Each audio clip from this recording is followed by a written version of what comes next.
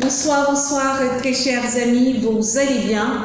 Moi, je vais très bien et merci de partager, de liker et de vous abonner à ma chaîne YouTube. Aujourd'hui, je souhaiterais qu'on parle des accessoires que nous mettons et plus particulièrement des chaînes aux pieds. Voilà.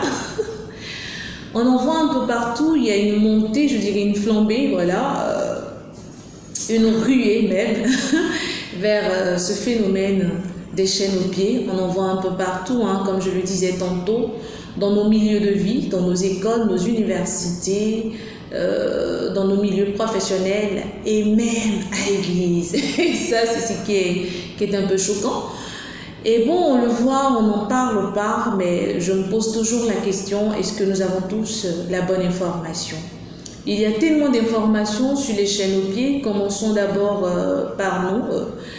C'est porté souvent à des cérémonies d'initiation ou à des cérémonies funéraires, où la nourrice, on mettra quelque chose au pied de la nourrice pour la distinguer des autres parce qu'elle vient d'accoucher, parce qu'elle fera également la sortie du bébé ou quand il y a les grandes célébrations, mais passer cette étape qu'on va mettre sur le vocable de l'étape initiatique, on ne la verra plus avec ce bijou, avec cette corde ou avec ce collier-là au pied. Allons un peu chez les Peuls, ils portent ces bijoux, des bijoux au pied, on va en trouver là-bas, signe de richesse, parce que plus tu as des bijoux, plus tu es riche, donc on va en trouver également autour des pieds. Et nous allons en Égypte. En Égypte, c'était porté par des femmes qui étaient stigmatisées. Une certaine catégorie de femmes.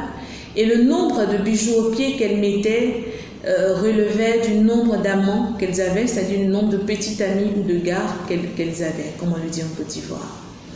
Et en Inde, c'est carrément une autre culture. Là-bas, elles ont tellement de bijoux, les femmes, elles en portent tout le temps. Elles ont même des bagues qu'elles mettent sur les orteils et autres. Alors, la question que je me pose, c'est que vous n'êtes ni nourrice, ni en train de faire une cérémonie initiatique. Je ne connais pas l'autre côté, ni des Indiennes. Alors, pourquoi cet intérêt démesuré?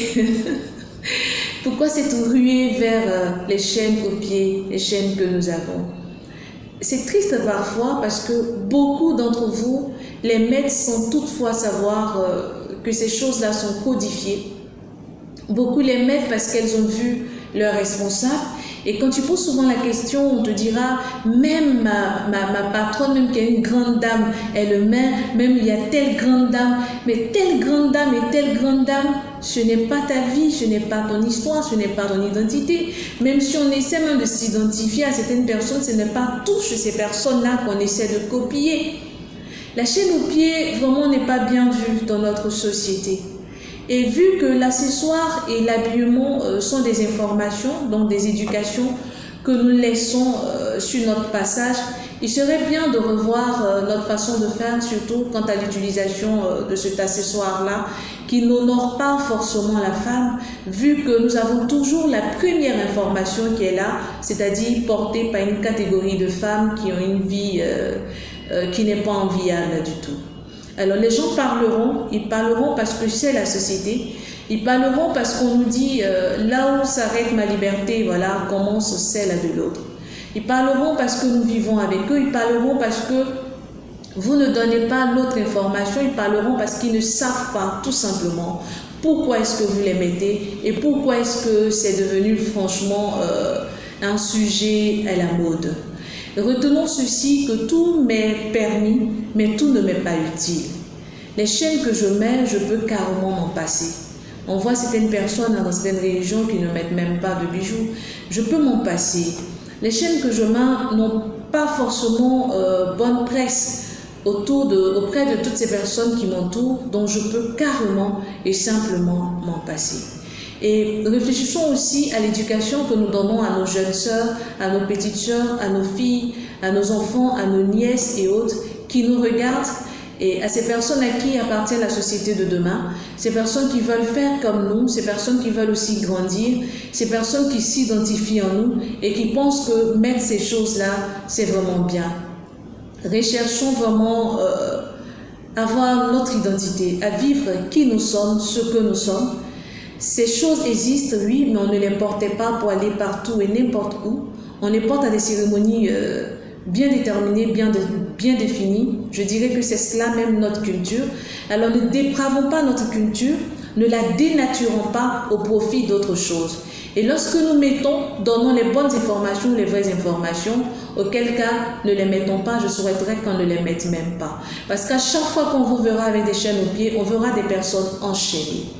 On vient à l'église, on poursuit des bergers, on poursuit des hommes charismatiques pour avoir une certaine libération.